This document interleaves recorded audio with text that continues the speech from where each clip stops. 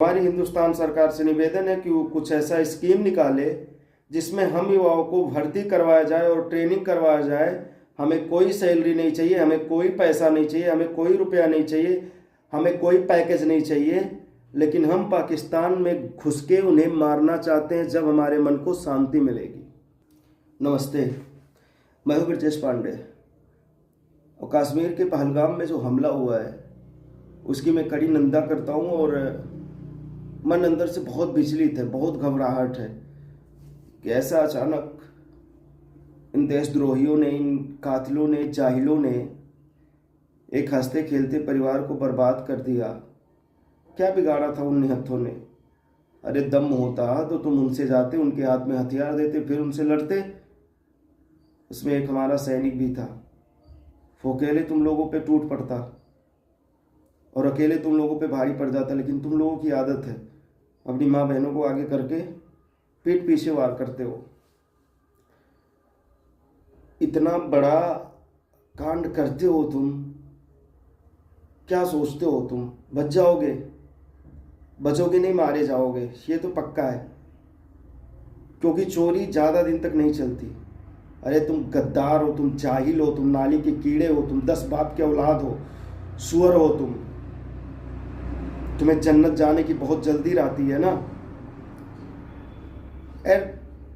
मन तो बहुत दुखी है, लेकिन बहुत ज़्यादा बात कर नहीं पाएंगे। पर हमारा हिंदुस्तान सरकार से निवेदन है कि अब यही सही वक्त है, यही सही समय है कि कुछ सही एक्शन ले पाकिस्तान के ऊपर। या तो उन्हें बर्बाद कर दे या तो हमें बर्बाद हो जाने दे।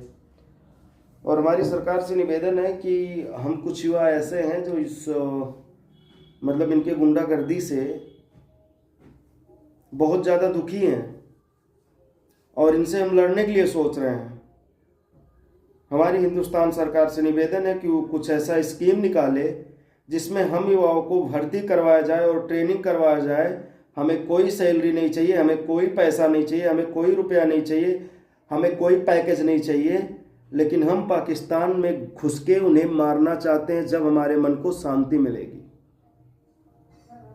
हम सिर्फ सोशल मीडिया पे एक्टिव नहीं रहते, बहुत हो गया, हमने बहुत देख लिया, बहुत समझ लिया, लेकिन अब रहा नहीं जाता। मेरी सरकार से निवेदन है कि सरकार ऐसा कोई स्कीम निकाले जिसमें हम युवाओं का भर्ती करवाए, जिसमें हमारा ना कोई पैकेज हो, ना कोई सैलरी हो, कुछ भी ना हो, सिर्फ लड़ने के लिए ट्रेनिंग करवाया जाए, जिससे हम पाकिस्तान को नाश्ता नाबूद कर सके।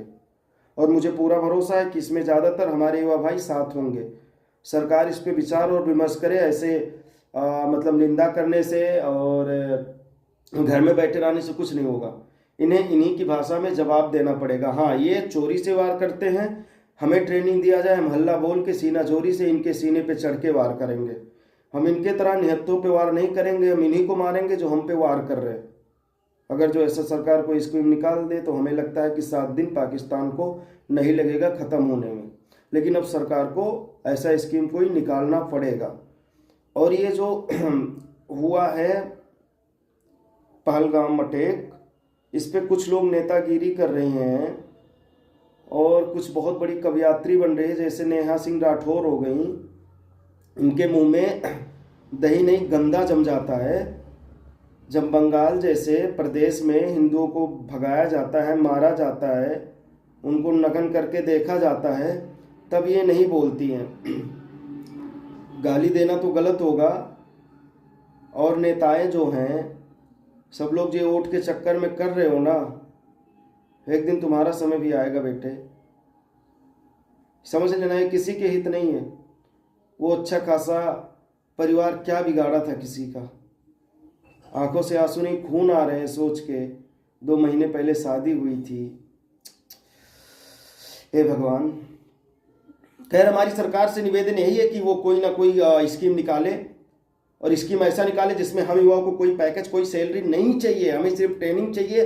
और ट्रेनिंग चाहिए, हमसे अटैक करवाए, हम अटैक करने के लिए तैयार है, सारी रिस्पॉन्सिबिलिटी लेने के लिए तैयार है, लेकिन हमें चाहते हैं कि पाकिस्तान इस दुनिया के नक्शे पे ना रहे। जय हिंद, जय भारत, वंदे मातरम। कितने लोग हमारी बात से सहमत हैं वो हमारा सपोर्ट करें और हल्ला बोल के सरकार से निवेदन करें कि हमारी ट्रेनिंग करवाएं, हम अपना सब कुछ छोड़ देंगे। हम अपना परिवार छोड़ने के लिए तैयार हैं, हम अपना पढ़ाई छोड़ने के लिए तैयार हैं, हम अपना सपना छोड़ने के लिए तैयार हैं।